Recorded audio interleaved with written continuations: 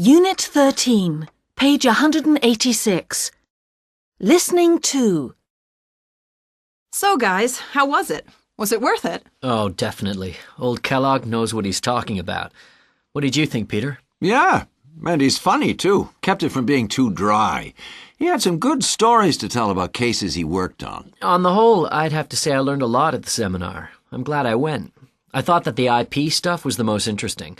That's where things are going, if you ask me. That's the future. Can you fill me in on what he said? Sure. What he did was to give us the big picture, telling us about what the situation is in different countries. And then he talked about how specific types of IP collateral are perfected here in the U.S. under the revised UCC. He started off by talking about the importance of intellectual property as an asset. He said that for many companies, their intellectual property is their greatest asset. It makes sense, if you think about it, since IP includes everything from patents to software copyrights to trademarks and trade secrets. And what did he say about the situation internationally? Right, well, the main point he made was that the law is still anything but settled. All over the world, you see inconsistent rulings and unclear statutes. Can you give me an example?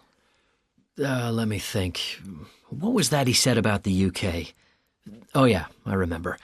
So, for example, in the UK, charges against intellectual property have to be registered at Companies House, but the law is still unclear about whether this applies to a foreign company that has no presence in the UK. Right, and take China and Hong Kong.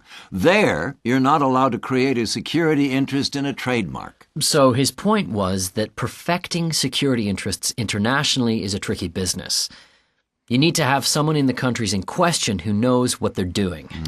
I see. And what did he have to say about perfecting security interests in the U.S.? Well, as you know, Article 9 has some new provisions about IP as collateral. Yes, I know.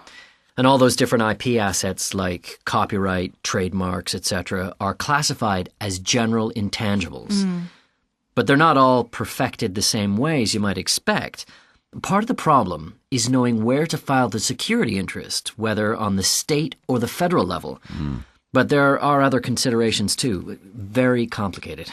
I'm interested in copyrights. What can you tell me about those? Well, Kellogg warned us that copyrights are a particularly dangerous area for lenders.